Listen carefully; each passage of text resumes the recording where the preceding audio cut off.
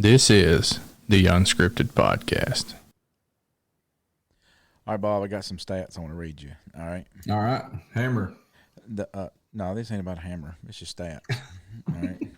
Now there's some hammering in these stats, okay, but maybe not the best hammering. All right. Yeah.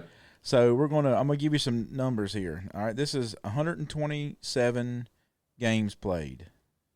This What is sport? baseball. All right, baseball. This is the 127 games of baseball played. 436 at bats. That's about 4 times a game, give or take 3.8 in my mind. I'm doing the numbers. Batting average of 202, when the league average, as of 7 months ago, was 249. So, Yeah, 202. Okay. Yeah, 202 batting average. That means 20.2% of the time they would get a hit when they would get on come to the plate. So the league averages about 1 in 4, not 1 in 5. They had 3 home runs in their career, 51 RBIs, 30 stolen bases, 114 strikeouts, 51 walks, and 11 errors, fielding errors in their career.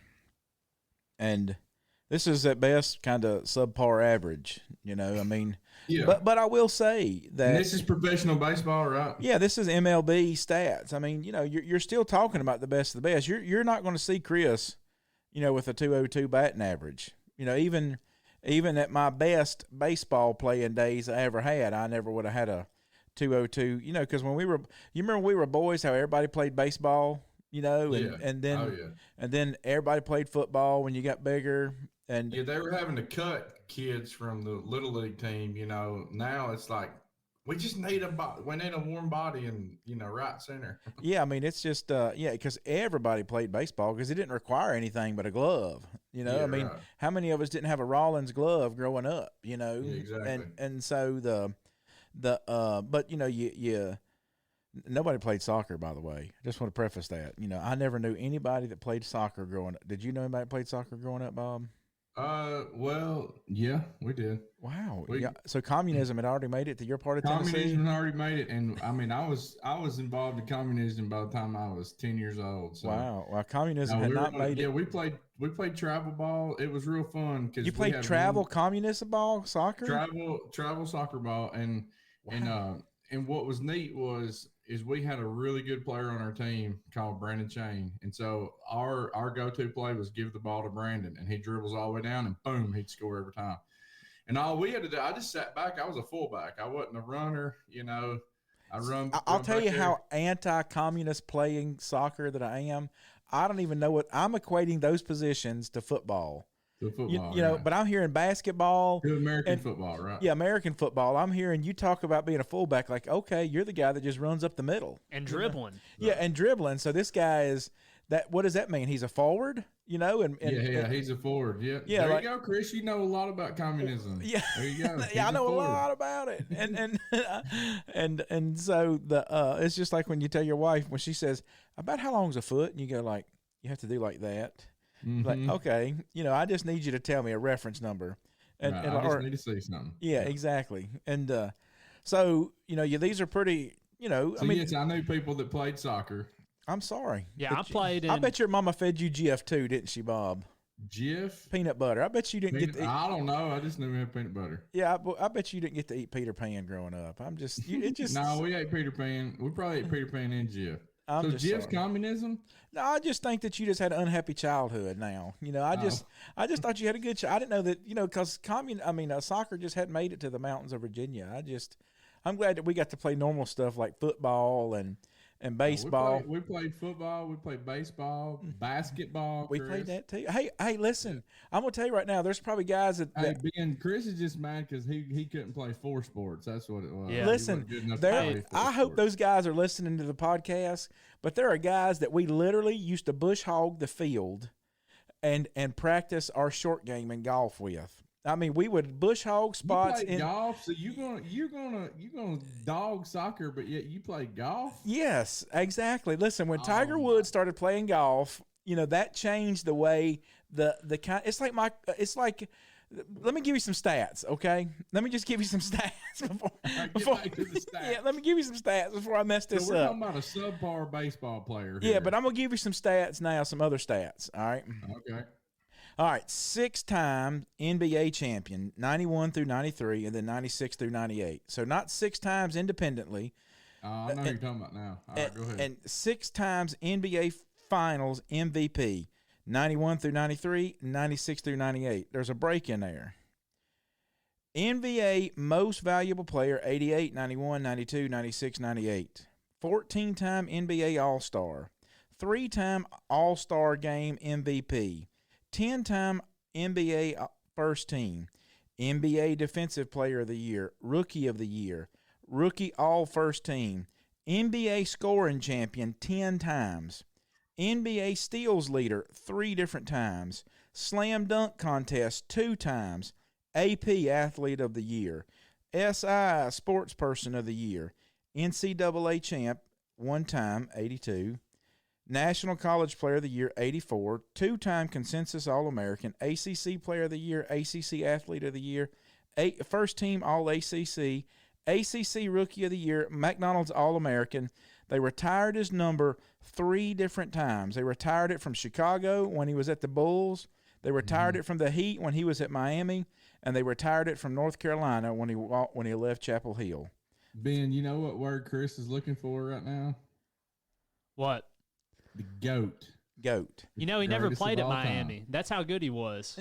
Just think about this. You know, They retired his jersey, and he never played for that team. just think about how good you have to be, right? So now let's go back. They retired his jersey in Miami, Michael Jordan's jersey? Yes, absolutely. You know, when LeBron was there, they retired it. That's why they retired it, because LeBron wanted to wear it, and he was like, they're like, oh no, son. So Jordan never played there. No, Jordan Did never. he coach there? Nope. No, Why did they retire a number 23 jersey? He was that good. he was that good. and LeBron tried to wear the number, and they're like, nope, you can't do that, right? I mean, so here's the thing, all right? So just think about this. I remember, Bob, as a teenager. Now, I don't know if those guys are listening or not, but maybe they can chime in. It'd be great if they're listening, because I hope so. But I remember bush hogging the field and being worried that one day my daddy or somebody around me was going to show up with a cow that had a blockage in its intestine. It was going to be a golf ball. I was worried to death about that, where we used to smash golf balls, and I mean every day, smack golf balls, because we wanted to be, you know, Tiger Woods, when he started playing ball, he became he became the guy that really put the PGA on the map. I mean, I never watched. I mean, I had a couple uncles and stuff like that had money that played golf, but it was just like a boring old white guy sport to me. You know, I never saw the fun in it, but watching Tiger play, I mean, he was a highlight reel. Well, you look back at these stats, okay? You look back at these stats, and these are Jordan's MLB stats, and these are Jordan's NBA stats, right? What you know is that Jordan is the guy that, until then, I mean, the NBA was, I mean, it was a it was a well-known basketball league. It was the premier basketball league in the United States. All those things. He's the one that put it out there. Yeah, he's not only just franchise. I mean, he's signature, right? Right. I mean, it's like, you know, until then, it's like hockey. Whatever word you want to use to describe it, that's what it is. I mean, well, you think, Bob, like, I mean, for Pete's sake, like, I know people that like hockey, like my neighbor, you know, lives 2 houses up from me, Andrew. He loves hockey. I forget which team it is, the Red Wings maybe or something like that. I don't know what it is. And you can call him. And, Bob, do you know when they play the Stanley Cup? Do you know when they do that? What time of year?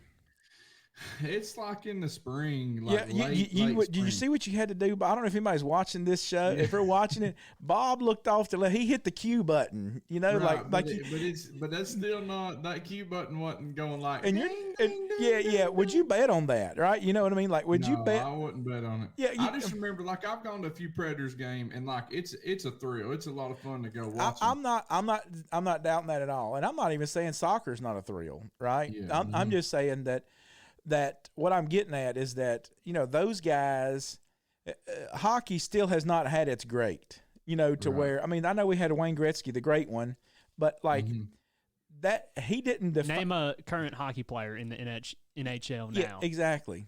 Or the effect. Now, I'm not. Listen, all you hockey fans, don't get mad at me out there. All right. Yeah. But I'm just saying that they don't have the NHL has not had the effect that Michael Jordan had on the NBA. To where now, Carrie Underwood had married a famous hockey player. Who's Carrie Underwood? A singer? Mm-hmm. Yeah, country singer. singer. But what's her husband's name? Yeah, exactly. So everybody called him Mr. Underwood from then on. Yeah. And, but that's, I don't even know if they're still married or not, but but anyways, and he was good, but you're right. Hockey hadn't taken off. And so, yeah, Jordan did that for the sport. And he's the greatest. He's the greatest of all time. Yeah, the GOAT. So let's just take a step back, right? Let's just think about some things, Bob. I mean, I think there's a really awesome spiritual lesson that we can learn from this. When you think about you can think about from this perspective. Now, Bob, I'll just say this. I mean, I don't mean to. I know the soccer thing. I'm kind of tongue in cheek with it a little bit, but Right. there is. You got the WNBA, right? There's this girl that they just signed. What's her name, Ben? Caitlin Clark. Caitlin Clark, right? Where she went like to the Indiana Fuzzies or something like that. What's the name of that team? She went to Indiana. I don't know the name of the team. Yeah, you see I think it's Fever. Fever, Yep. Indiana Fever. You talking about in the WNBA? Yep. Yeah, She played at Okay. Iowa this year. yeah, and so, yeah, exactly. Yeah, I mean, at the end of the day, that's the problem is that you don't quite have, the crowd following that you have with this one. Exactly. Yeah. Well, what I mean It's by a this. snooze fest. Well, so here's what I'm saying. Okay, here's a spiritual lesson for us. The NBA has to supplement the WNBA, right? They have to pay for the WNBA, and at the end of the day, you don't want those girls that play WNBA. I mean, they have to be really disciplined. They have to be really good at running their plays.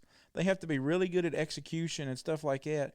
The NBA players, you know what you watch them for? The highlight reels are the windmill smashes. You know what I mean? Like, we love to go back and look at the grainy video of Shaq busting the backboard, of Jordan jumping from the free throw line. I mean, that's his logo now, right? Yeah. Michael Jordan's 1986 rookie card is worth $6.3 million. That's right.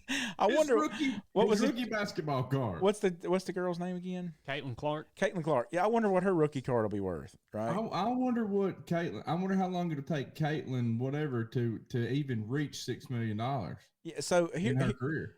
Look, she has some shoe deals. She's pretty popular right now. But so I want you to think about this. Okay, the most popular. I mean, the best jump roper in the world still has a 9-to-5 job. Mm-hmm. Yeah. Like the best, flat out best jump roper in the world still has a 9-to-5 job because nobody wants to stand there and watch some guy jump up and down. Right? There's just now.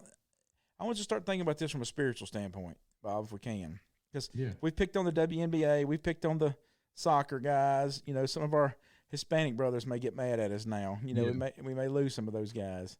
Te amamos, hermanos. We love you, brothers. Yeah, we love you. But we're sorry. Bob's sorry. But it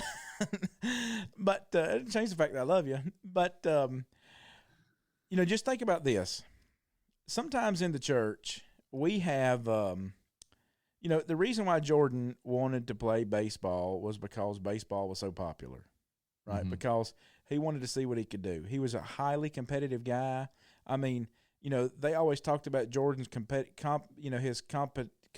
nature, playing cards. Phil Jackson, Phil Jackson coached Kobe and Jordan, and they were interviewing Phil Jackson and said who he took, several teams to the championship finals and won.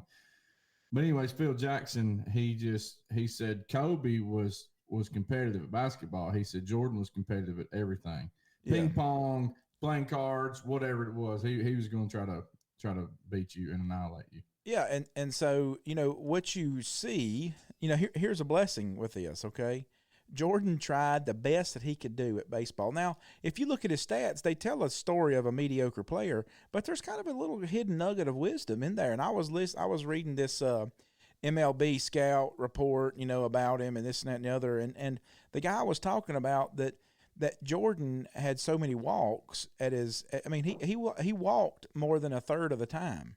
At 127 at bats, he had 51 walks, right? Yeah. And so you think about that. It's because they said that they felt like he was such a tremendous basketball player and being able to watch people's feet, being able to watch the way people stood, to be able to predict the way that people would play, that helped him to be a better baseball player. That helped him to be a better. Without that, his walk stats, his other stats, they would have went down.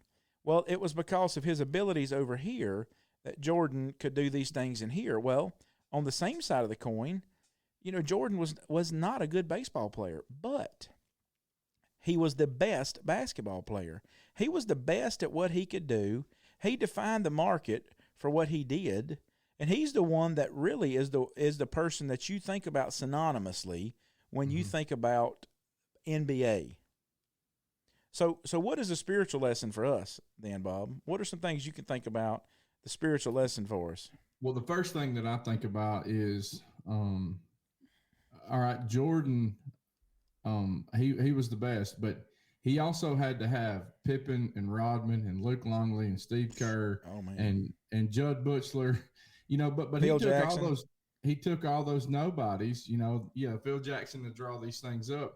And so even though he was the guy on the court, he couldn't do it all himself. And that's one thing that the church really thrives when every part's doing its share. And that's you may not be the Jordan, but you think about John Stockton, how good he was. I mean, he fed Karl Malone the ball for years. I mean, and the assist that he had. Jordan's got more rings than he can fit on one hand, but so does John Stockton. Yeah. So does Pippen, right? Yeah. And Pippen was like, he was very good, but he was so underpaid. Like that's been, if you ever watched The Dance, that was a big thing that they talked about with that. But anyways, that's the first thing that comes to my mind is Jordan couldn't have did it himself. If you give him the ball all by himself and against five guys, average NBA players, they would have shut him down. And so he had to have somebody he had to be able to pass the ball. He had to be able to have transitions and so having four other players put him in the position of doing things. And so you have to think about, there's a lot of people that listen to our podcast that are preachers, but then a lot of them aren't.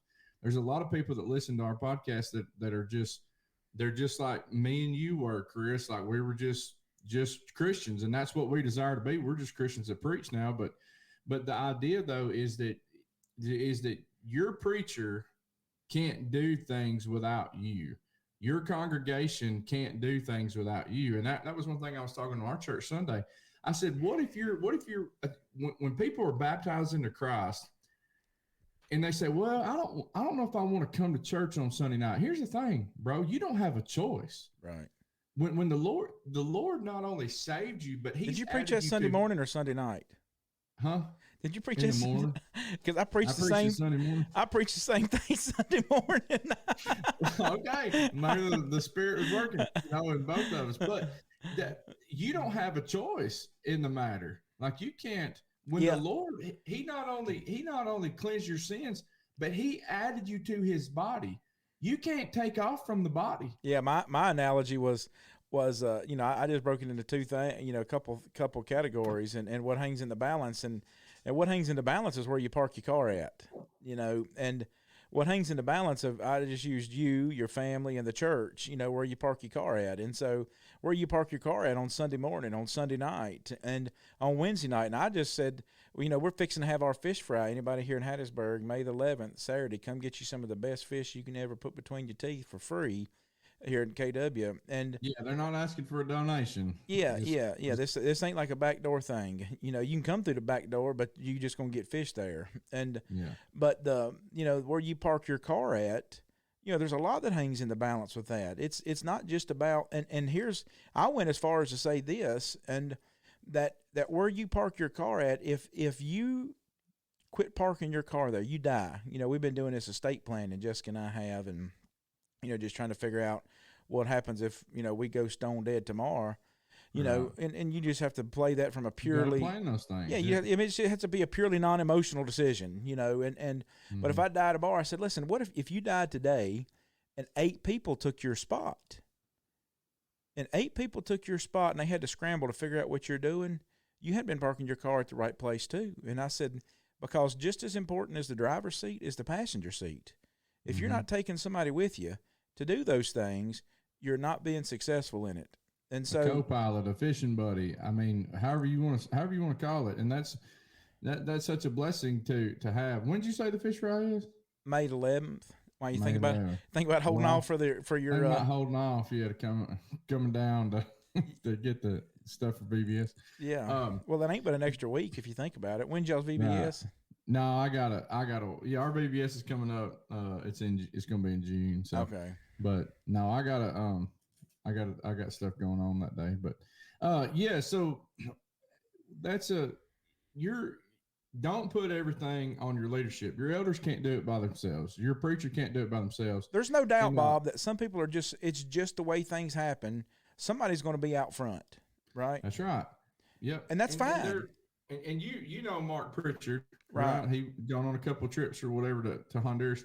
Well, Mark and Jenny had moved down here to do on business years ago. Well, all their family, their kids are established back up in Kentucky, up there at South Green Street.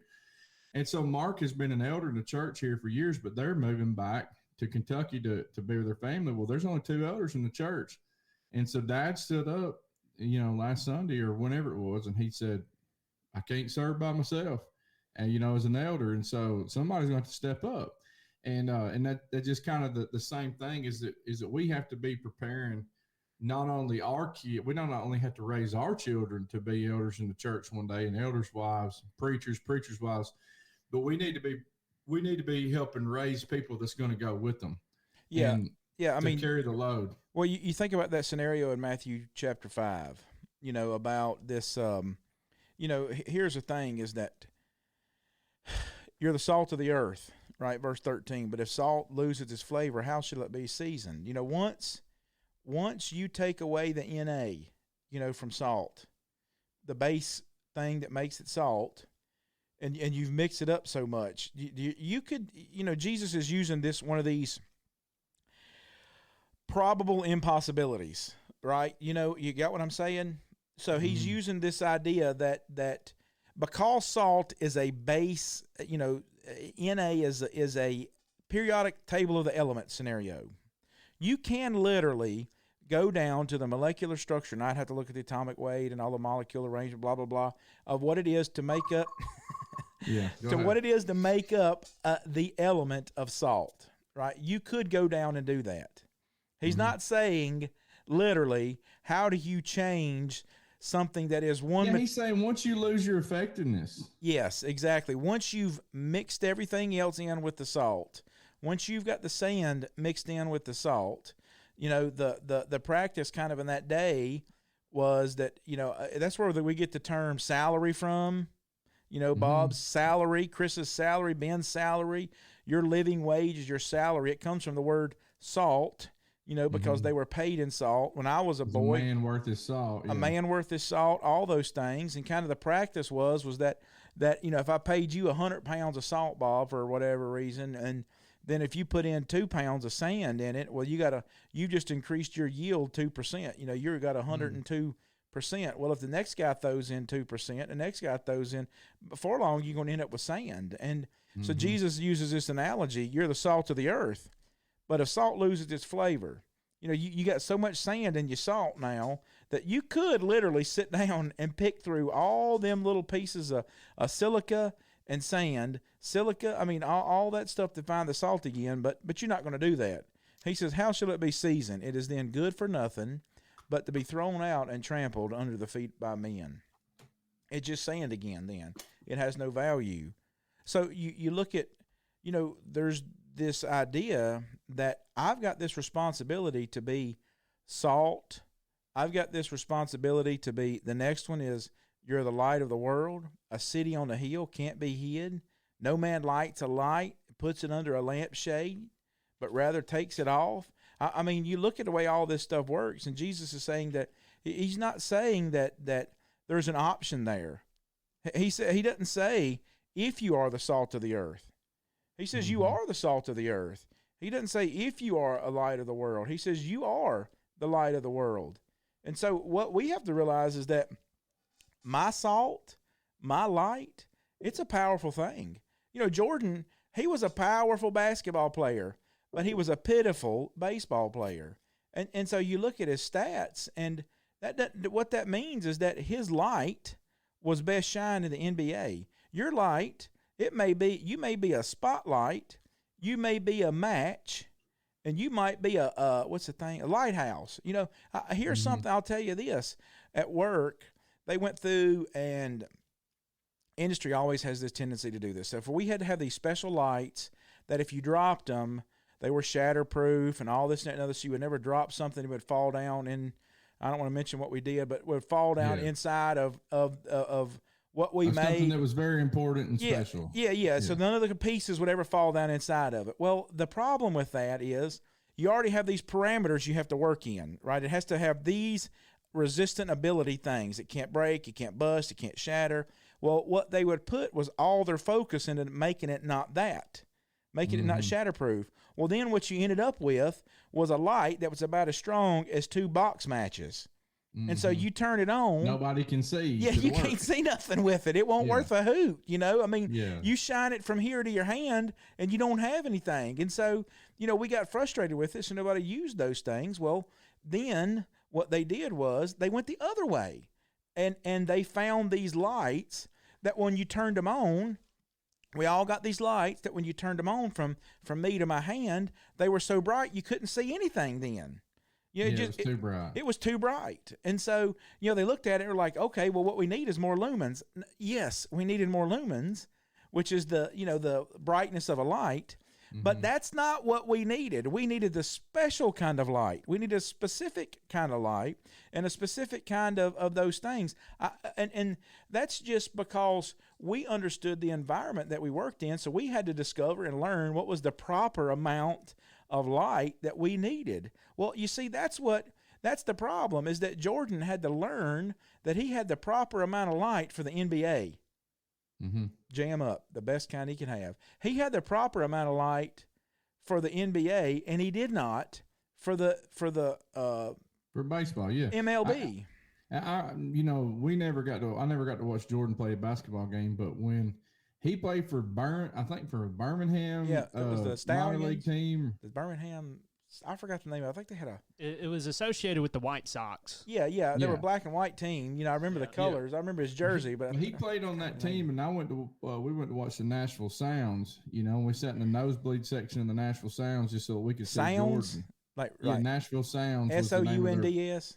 Yeah, they were because the country team. music. Yeah. I just thought they was just saying Sam's. Okay. Yeah.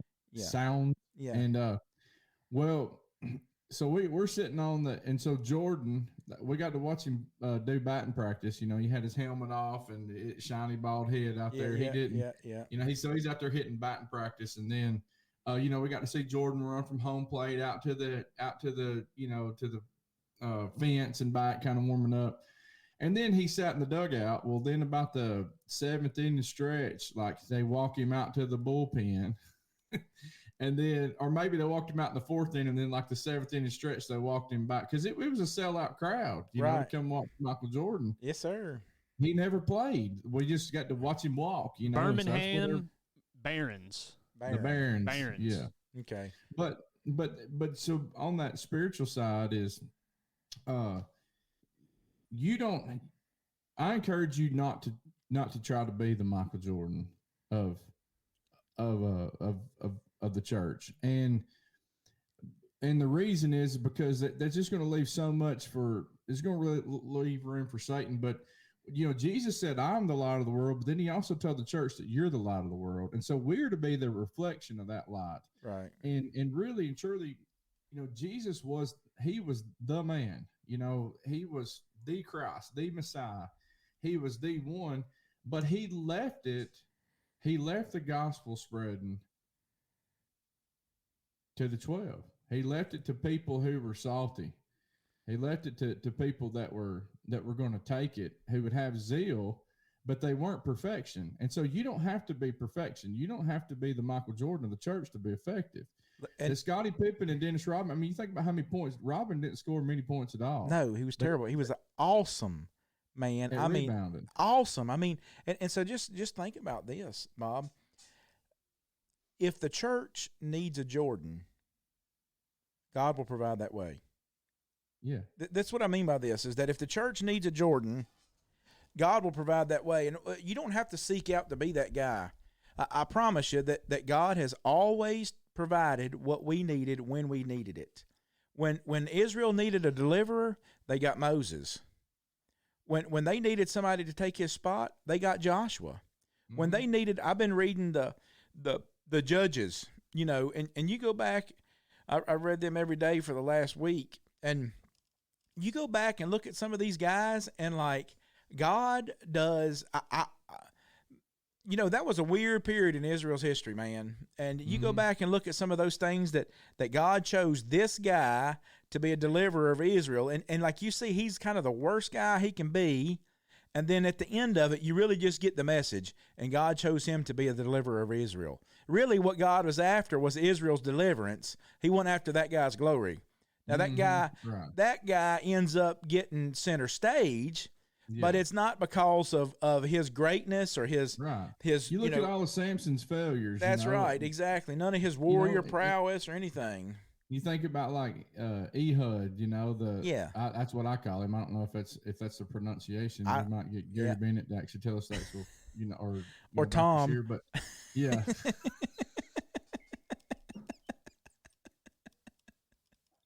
Inside joke, never mind. But still, though, like he had an assassination plan, That's right. To do those things, and it was funny. But there, Jordan said these words. He says, "I've missed more than 9,000 shots in my career." Well, somebody needed to rebound those, and so that somebody could put it back in, and so you think about how many second chances did Jordan get because Rodman grabbed that rebound? And Jordan said, he told Jackson, he's like, we've got to have somebody under the board. We've got to get somebody getting buckets.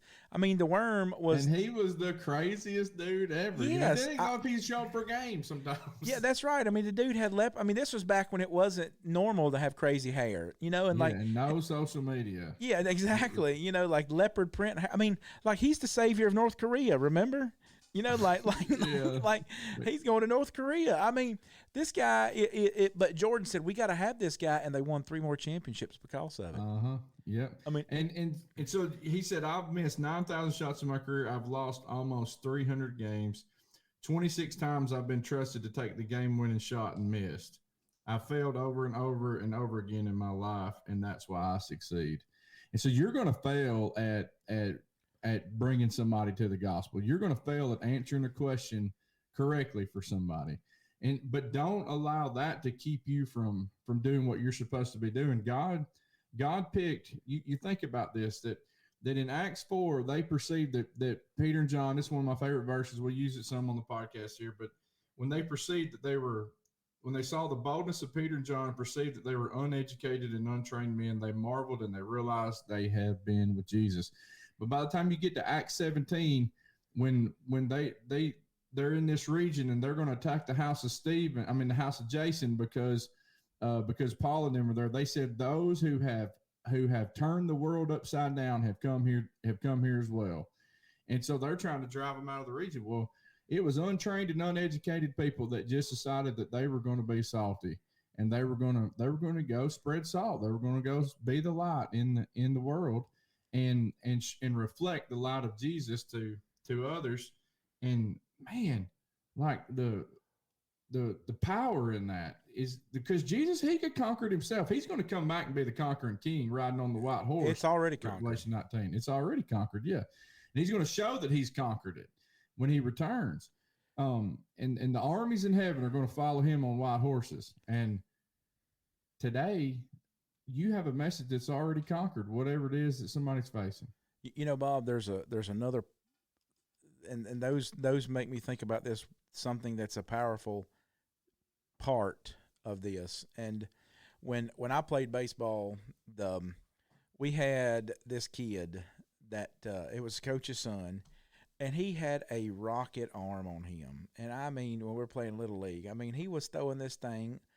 I was a catcher. He could throw this thing like a rocket, but you know what he could not do? What? He could not throw it straight. I mean, I chased this guy's balls all over behind the plate. I mean, he could not get this right. And eventually, Everett was the coach's name. Everett had to tell his son, "You stink at this. You can't do this anymore." And what they learned then was that he could rocket that ball from outfield. He could rocket that ball from shortstop to first base, right? Because everybody wants to be the pitcher. I mean, that's that's what or everybody wants to be the quarterback. I don't know what you do in soccer. What's the premier spot? Kick it in the goal. Yeah, the goal kicker guy, whatever that guy's name is. Forward, wing. Yeah. When I played in middle school, the high school coach or the football coach coached it, and the game plan every game was, "Hey, we're going to keep it on our side of the field, and we're going to kick it in the goal." Yeah, we're going to give it to Brandon Chain. That's what we just would do. Well, so here's Brandon. Here's a blessing, Bob. So let me just tell our listeners something, and I hope that they'll understand this, that you may use this as a crutch, but don't let this be a crutch. Because sometimes people will say things like, "That's really not my talent. That's really not my cup of tea. I tried that and it didn't work." Well, I can tell you this, that Jordan didn't just try it and it didn't work. He tried as hard as he could for as long as they would let him, and then they finally just had to say, "You're holding us back. This ain't go back to the NBA." Yeah, go back for the bigger ball. This ain't where you're going to be the best at. There's a blessing in failure, Bob. Mm-hmm. There's a blessing in being able to accept that I'm not good at this one thing. And you know what that does? That if you have seriously did it, that's exactly right. If you have seriously, now I'm like I hear people say like, "Well, I'm just not good at personal Bible studies." Neither was I. I wasn't either. In fact, I've stunk at it. Yeah, I'm just not good at teaching class. Neither was I. Bob, we've done this podcast so long that I don't even see the camera or think about this anymore. Do you? I mean, it just don't even hit the radar. It probably drives other people crazy because I look at you instead of looking at the camera, and I don't know. So. Yeah, I'm just saying, like, I don't even think about this anymore. I mean, I've been here for so long doing this now that being in front of a camera does not bother me. Being in, but when COVID hit, we were going. I mean, how many takes did you try to do? My stars for the TV preaching. I mean, and then it's for TV preaching. Then you get up there and you talk the whole time, and it's like, I didn't even hit record that time. Yes, exactly. And that was the good one. That was the good one. Yeah. Yes, and so you put it on there, and it's got 11 views. Yeah. Yes, exactly. Well, yours is get 22. You don't think about it. You don't think about it. I'll throw you off. But I'm saying there's a blessing in learning that you stink, right? Because there may be some things that you realize, like we've all heard the story of Jordan getting cut from his high school basketball team. Oh, yeah. I mean, poor coach, man. Yeah, I mean. If he's still alive, he's still living with that. And listen, I'll just tell you this. Tyler Hansbrough, he's an announcer for Carolina, or a radio for one of the radio networks there. I forget which. Nobody cares. Well, Tyler Hansbrough played at North Carolina. He was a championship Tar Heel. Right, right, and he because of Jordan, right? No, Tyler Hansbrough played at North Carolina. I mean, he's only we're talking less than 12. I have to look back at the years because they run together for me. Okay. But Tyler Hansbrough he's probably 30 years old now, something like that. Maybe early 30s. He played at North Carolina. He was hands down. Like I was watching an interview with Roy Williams. They were just talking about because Hansbrough would get out there and he would give it his all. And they asked Roy Williams because like they had a video of Hansbrough in the parking lot, like right beside the Dean Dome. There's a big flat open parking lot. and you have to pay to park there, because if not, it's all hills. It's Chapel Hill. It's all hills. You got to walk from a mile to whatever away. And when you play basketball, it's always cold weather time, and so you're liable to be freezing your hind parts off just to get to the game. So they got the big parking lot where you can park your car at if you want to pay the extra for it. Well, they had a picture of Hansbrough in the parking lot. He had made him a harness, okay, to put on this harness. And Hansbrough was out there in the parking lot, and he had an Expedition, a Ford Expedition, and he was pulling that Expedition around that parking lot after practice time was over with. And they asked Roy Williams, because they were just talking about his sheer work ethic. They're like, Roy, have you ever seen anybody that worked as hard as Hansbrough? He said, one guy. He said, who's that? He said, the GOAT. Now, you think about that. Hansbrough, he went to the NBA. I think he played for the Pacers for a couple years, and he went to play in the NBA for a while. But his work ethic did not equal his ability.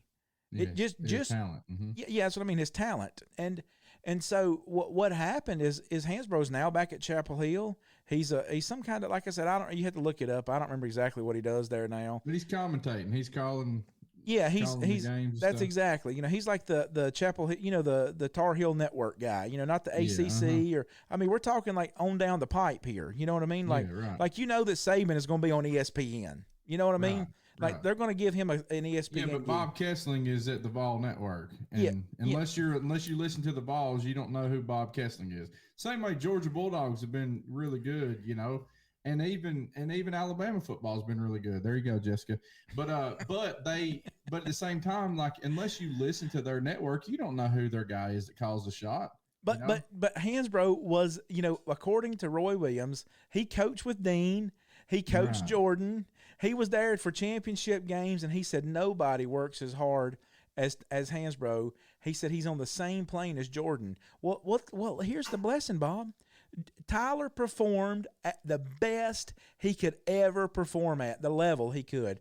Jordan performed as a baseball player at the highest way and the highest that his talent would ever let him get there. And God can take little bitty people. Mm-hmm. He loves to do it.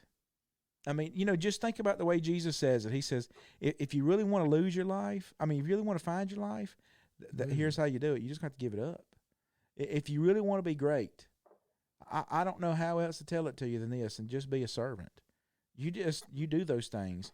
In a world full of people that want to be Ananias and Sapphira, that want the praise, that want the glory, that want all the recognition, he said, be a Dorcas. Yeah. Where nobody knows what you're doing. Be that person. That's the way that you want to be. And God can do awesome things with you. If he needs you to be a Jordan, it'll be for his purpose. Romans 8:31, we think about those all things that work together for them that love the Lord and are called according to his purpose. We tend to focus that on ourselves, like all things are going to work for my good. Well, what that might mean those are called according to his purpose. That's exactly right. That you have to decide, is my purpose really about God's purpose? And if it is, he's going to work things out for good. He doesn't say he's going to work things out for glory. That's right. And what that might mean is you may be the Scottie Pippen. You may be the guy that is the greatest support cast that you ever had for 6 rings. And then the conversation will be from then on about how you didn't get paid as much, how you didn't get the recognition you need or whatever. Well, you know what? That may be the way that God can work it out for great things. If we can just let God let us be the light. And Scotty still got the same amount of rings that Jordan did. Yep. And he still had that same reward. He may not have got the same pay. And but as you think about it, like and let's say that you are the Michael Jordan of your congregation, all right? And you go, well, I'm not as good as Jordan, but let's say that you're kind of that level that people are looking up to. You're the leader. You're a person who they're saying, okay, we're going to hand the ball to this person in this situation. Well, you need to be raising up people who's going to come behind you. You need to be raising up that supporting cast. And every great quarterback that's on the field, let's shift to football, when he's the guy who gets interviewed, right? What does he do? He gives every great quarterback, he gives glory to God, and then he gives glory to his players that are around him. And so if you're that position, we have there's been a lot of challenges, in raising up preachers. We don't need to raise up preachers that are the guys that are looked to as the Jordan only, because professional Christians. But we've kind of talked about that some of those things have even challenged our brothers in Africa. I was so blessed to get to have Tom come back. Him and Ben are going to Africa. Y'all be praying for Ben and Tom as they're going to be making a trip to Africa coming up this month. But we were just kind of talking that some of those things that we've done in America have even permeated into Honduras. They permeated into Africa. In that how that we kind of, okay, if a preacher gets support from the U.S., in Africa, well, then he's well paid, and then he's the most educated guy, and then guess what? Everybody around him feels inferior, that he's superior to everybody else, and that is we have to stop doing that in the church. And if you're that guy who's at that elevated level, if you're at a level in the church, guys, you're gonna have to humble yourself, and you're gonna have to be praising your team if you really want the church to last. Because the big problem is, and one reason why we've gotten, you look at the church and sometimes there's a lot of empty seats, and sometimes it's because we just made it all about this one guy, and it's not Jesus who I'm talking about, and sometimes it's only about how good this guy can do something, and so we've got to that's something that we have to change and really recognize in the church, that other people can do this, and it's a good thing when you take that towel and you hand it to somebody else and say, I need you to help do this. Come with me I'm going to show you how to wash feet. I'm going to show you how to wipe tables. Yeah. Don't look at your, sometimes we look at like, did Jerry make y'all with him little, what do you think all that little thing? Preaching, we call it podium thing. Did he make y'all with him little bitty sawed off? I had him pay. I paid him to make us one. Yeah, so that little, like we look at the little boys up there leading, singing, and we think, oh, that's so cute, and it might be cute, right? I like to see my boys. We made them a pulpit that from the time they were diapers they've been using, and we even talked about like, Jessica, we were talking about like the things that we need to save from their childhood. That's the one thing that we want to save, is the pulpit that we made for them that they used. But, we can't look at those as the cutesy moments. That's right. Not, while it is cute, right? While it is future moments. Yeah.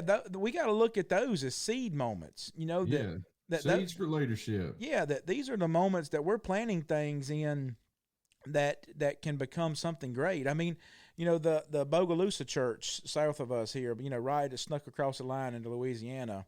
They contacted us about, wanting to help them out. Their preacher there had to leave, and you may even know who that is, Bob. And but he had to leave there. Not there's any problem or anything like that. But they want to know if we could send somebody down there the second and the fourth Sunday to preach. Well, we were meeting with the shepherds about this, and their kind of philosophy was that, most of the time at KW, we really don't, and please take this, for exactly what I'm saying, if you're listening to this as an audience, that there's far too many churches that are on hospice, and they're dying, and unfortunately there's probably not a way for that particular membership, given their age or their spiritual desires or anything like that, for one person to go in and be able to breathe life into the congregation and do it. And not that it cannot happen, but for us to spend our limited resources that we have here, well, we looked at our congregation and said, who are the guys that we can think about that would be the ones that we're going to send down there, to be able that can learn then better how to get up in front of an audience, and be be that training ground for them. Yeah, because you need, and it's not about us teaching our men how to be better preachers, right? Because it's if we think that the value of the message is incumbent upon how good of a job the preacher does, then that's what we put the emphasis on, is how good the preacher is. It's about courage. Yeah, it's about, and that's what I told the guys. I told Alan, I told Frederick Wilson, he's going down there, and Jeremiah Stafford's going down there. We've already got those three guys lined up, and and like I talked to Frederick and Alan. I was with Alan until he's got his grandpa's, just some family problems, end of life stuff. And so it was a late night last night. And, we're just talking about those things. Just remember, that Bob I really can remember about, please don't take this the wrong way, but I can remember about 5 sermons that you preached here. You understand what I'm saying? Mm-hmm. Yeah, right. And I know that you would amen that for me. You can remember about 5 sermons that I preached here. And it's not that that's because we're ineffective as preachers. It's not because we're ineffective or speakers maybe. It's not those things that are important, right? It's the constant push. It's the constant drive. It's the constant, just inching forward. Well, I told those guys, listen, people won't remember half at what you say. And I'd say that to them just to make them feel good, because they won't remember 10% of what you say. Mm-hmm. But what they will remember is that you're out front. They'll remember that guy's been in front of me and he's taught me the Word of God.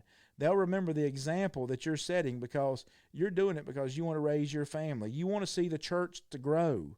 You're not just looking for some kind of a position or authoritative spot in the church. That's what they'll remember, is that you think there's so much value in the church that I'm going to invest my time in it.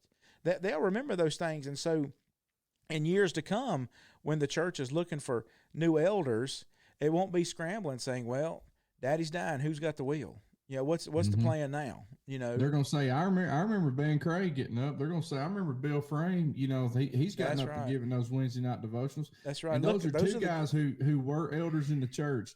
They weren't the guys who were always out front. They were that supporting cast. They were stable. They were strong in their faith. And guess what? When they would give lessons, Chris, they were sound, but they weren't life-changing. Right. They were just about, here's the facts about the Bible. But sometimes that's all that people need is the facts. And so they know, okay, this person knows the facts, they're sound. And so therefore I'm comfortable with them being part of this leadership group. So, anyway, that's one thing, but some of the things that you were saying generated some thoughts with me that courage level for that next group, for those guys to go, man, that's such a training ground. And I remember when I started preaching, the first time I got up to actually share the Word of God with somebody, I was going to share 5 minutes on the blood of Jesus before, kind of in the middle of one of my older brother's sermons. He said, hey, why don't you speak for 5 minutes on the blood of Jesus? Man, if you could have put a generator between my knees, I could have generated enough electricity to fire off New York City for about 3-4 days. And so I was so nervous, and I know I messed it up. I can remember I think it was Carson that got up one of his first times to get up. He told us to, and I think Aiden did this as well. They get up and they say, I want you to turn over to this verse. And then they give you the color on it, but never read the verse. Right. They're so nervous about it. Now we see our boys, how much that they're growing in their faith. Well, yeah, I was talking on the Lord's Supper kind of regularly at our congregation, my home congregation. And then I preached one sermon. Well, there was people in our church who believed in me. And so guess what they did? They talked about it to somebody else. I remember getting a call from a preacher another member from another congregation wanted me to come preach. And I was so nervous about leaving my congregation to go. There was 8 people in that Bible class. The first Bible class I taught, there was 8. The first Bible class I taught as a youth minister, there was 1 person, 1 soul. And the first sermon I preached that was outside of my home congregation, there was 13 people. But guess what? Those people were generous. They were loving. They were supportive and allowed me to cut my teeth as a young person trying to grow my faith in the gospel and sharing the gospel.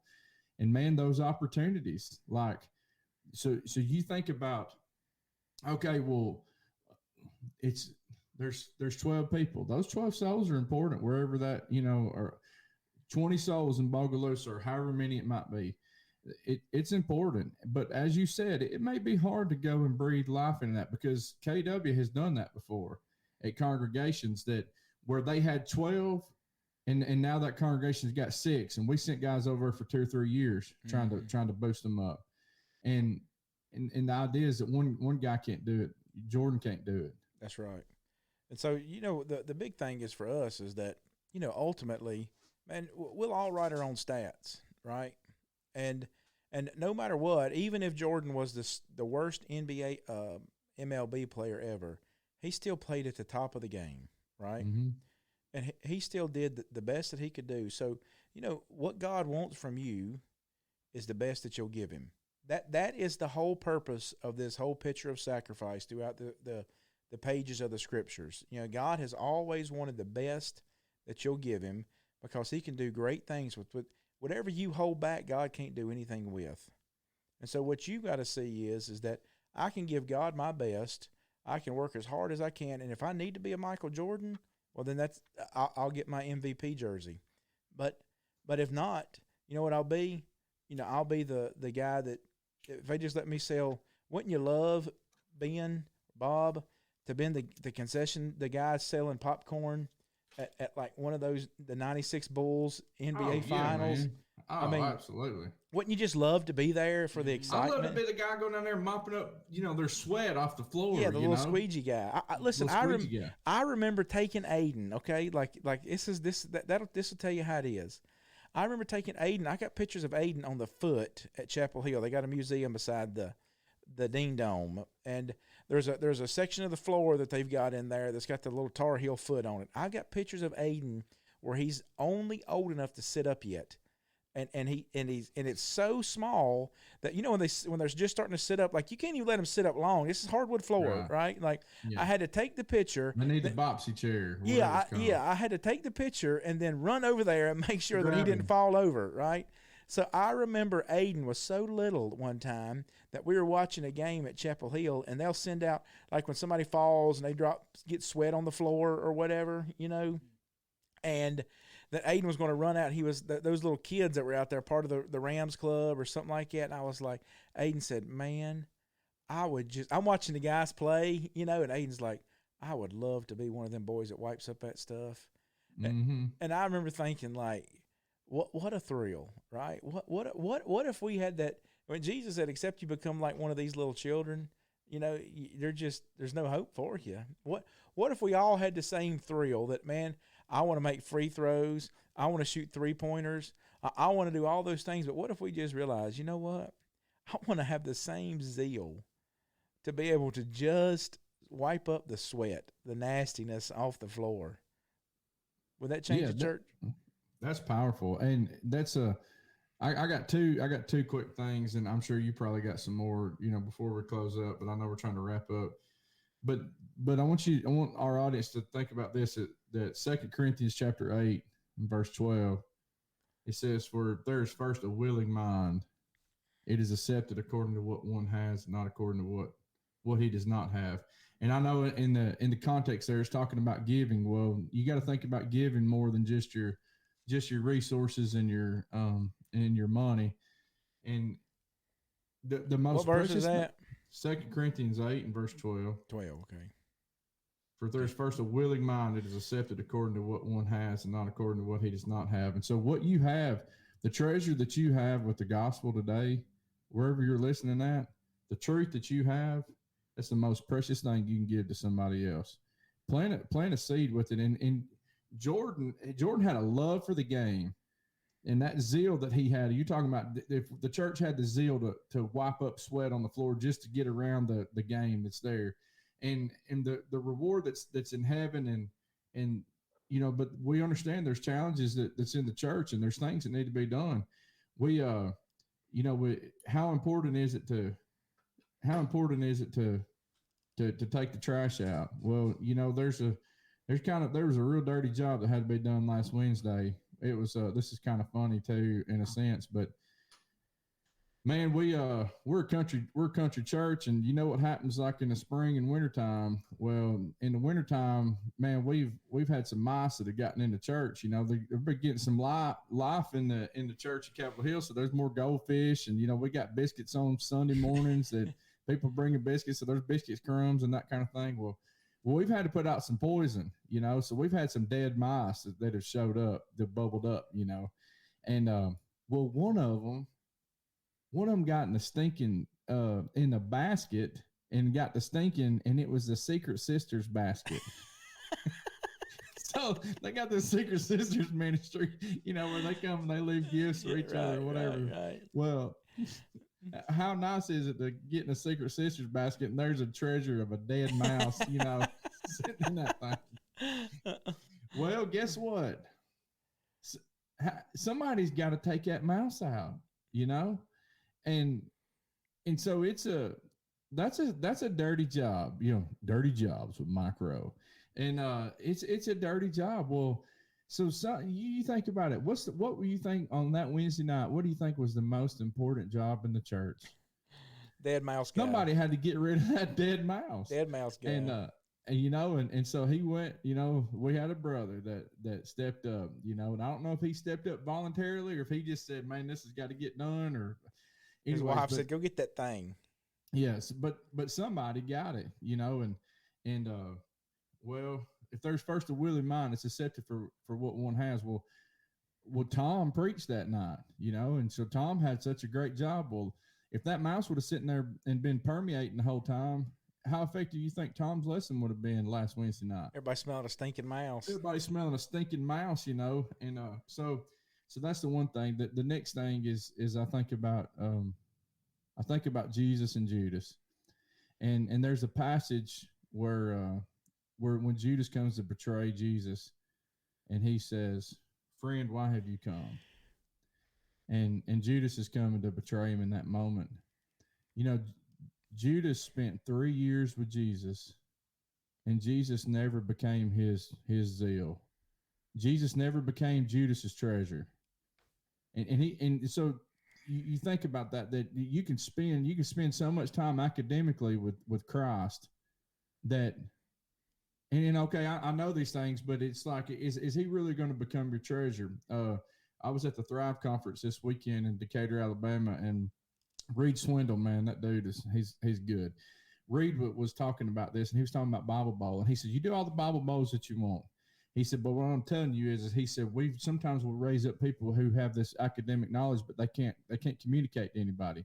He said, we had this kid in the church that he was at in West Tennessee, and I'm just going to call the kid Sebastian. Okay. I don't remember the kid's name, but anyway, Sebastian, Sebastian and his brother were really good at Bible Bowl, and their daddy had been killed in a farming accident or something. And so his mama was bringing the kids, and so that's all she knew to do. Well, what they did was they had Bible Bowl, and he said, I would come up though to talk to Sebastian. He was so academically smart. He said, I'd say, hey Sebastian, how are you? And he'd go, he said, that's weird.